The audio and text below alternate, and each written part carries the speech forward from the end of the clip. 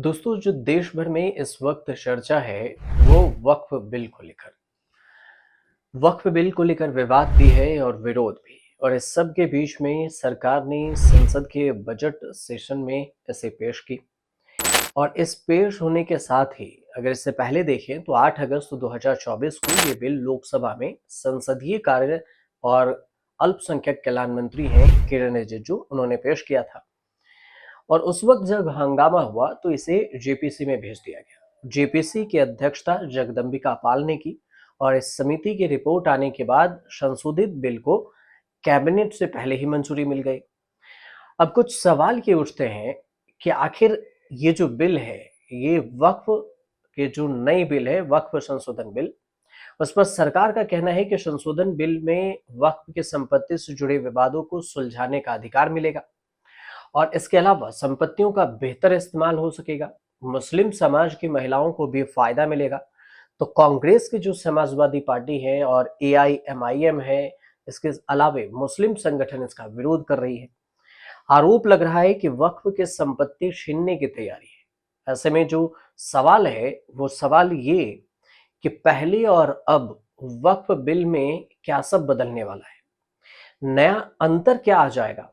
तो वक्फ बोर्ड के बारे में समझने से पहले समझना तो ये भी जरूरी है कि वक्फ क्या है। वक्फ संपत्ति के प्रबंधन का काम वक्फ बोर्ड करवाता है और यह एक कानूनी इकाई है। इसमें अगर देखें तो हर राज्य की अलग अलग इकाई है और हर राज्य की अपनी है। संपत्तियों का रजिस्ट्रेशन होता है और संपत्ति का रजिस्ट्रेशन, प्रबंधन, संरक्षण करना वक्फ का काम होता है। राज्यों का जो वक्फ है उसे नियंत्रित करता है और देश में शिया सुन्नी दो तरह के वक्फ बोर्ड हैं। अब आपको पहले ये समझाते हैं कि आखिर ये नए और पुराने बिल में अंतर क्या है।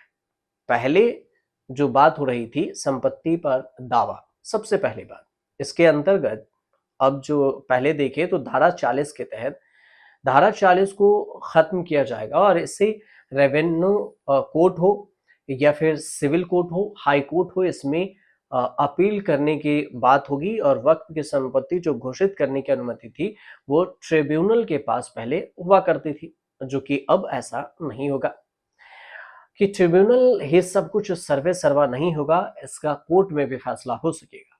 और दूसरी बात, इस्लामिक इमारत संपत्ति पर हक जमाना, जो दान के संपत्ति हुआ करती थी जैसे कि मस्जिद है, वक्फ है, इस पर अपना हक जमाना जो अब नहीं होगा। ट्रिब्यूनल, जो वक्फ ट्रिब्यूनल है, उसका ही सिर्फ आखिरी फैसला नहीं होगा। इस फैसले के लिए हाई कोर्ट भी जा सकता है, अपील हो सकती है, जो पहले नहीं था। एंट्री पर प्रतिबंध थी, जैसे महिला और मुस्लिम के सदस्य पहले जो थे उसके अलावे कोई नहीं आ सकते, महिलाओं की एंट्री नहीं थी। लेकिन अब हिंदू और मुस्लिम के भी दो सदस्य होंगे जिसमें महिलाएं भी शामिल होंगी। और एक और बात कि प्रक्रिया स्पष्ट नहीं थी, संपत्ति को लेकर विवाद का सर्वे नहीं मिल सकता था, लेकिन अब जिला कलेक्टर इसका सर्वे करेंगे। महिलाएं और अपना उत्तराधिकारी, जिसे वक्फ अल औलाद कहा जाता है, इसमें महिला अपने उत्तराधिकारी से हिस्सा ले सकती हैं, जो कि पहले वंचित था। सरकारी संपत्तियों का जो गलत तरीके से वक्फ घोषित कर देती थी, सरकारी संपत्ति की सुरक्षा जो होती थी वो अब सरकार करेगी और इसमें वेरिफिकेशन करना होगा कि आपको बताना होगा कि ये वक्फ की संपत्ति है, इसका रजिस्ट्रेशन है। और किसी जमीन पर मस्जिद हो, मतलब कि जिस पर वक्फ ने हाथ रख दिया वो उसी का हो गया। अब ऐसा नहीं होगा। ट्रिब्यूनल के जो फैसले होते थे, जो पहले सिर्फ वक्फ ट्रिब्यूनल फैसला करता था, और अब ऐसा नहीं होगा, अब कोर्ट में भी फैसला होगा और डीएम इसके फैसले भी कर सकते हैं, डीएम सर्वे करवा सकते हैं। वक्फ की संपत्तियों पर आपत्ति ये थी कि किसी संपत्ति विवाद पर अब फैसला के खिलाफ हाई कोर्ट का दरवाजा खटखटाया जा सकता है, जो पहले नहीं था। पहले वक्फ ट्रिब्यूनल फैसला ही अंतिम माना जाता था। और दूसरी बात कि अब दान किए बिना संपत्ति पर वक्फ अपना अधिकार नहीं जता सकता। इससे पहले इसका ठीक उल्टा था, दावे के साथ ही कोई भी संपत्ति वक्फ के अधिकार हो जाता था। वक्फ बोर्ड में महिला के अलावा अन्य धर्म से 2 सदस्य होने चाहिए, जो कि पहले ऐसा प्रावधान नहीं था। और चौथी बात कि कलेक्टर को वक्फ के संपत्ति के सर्वेक्षण का अधिकार मिलेगा और उसे संपत्ति निर्धारण करने का भी अधिकार होगा, जो कि पहले ऐसा नहीं था। तो ये सारे पॉइंट है जिसको लेकर विवाद है। लेकिन बावजूद इसके देखिए वक्फ बिल आ ही गया।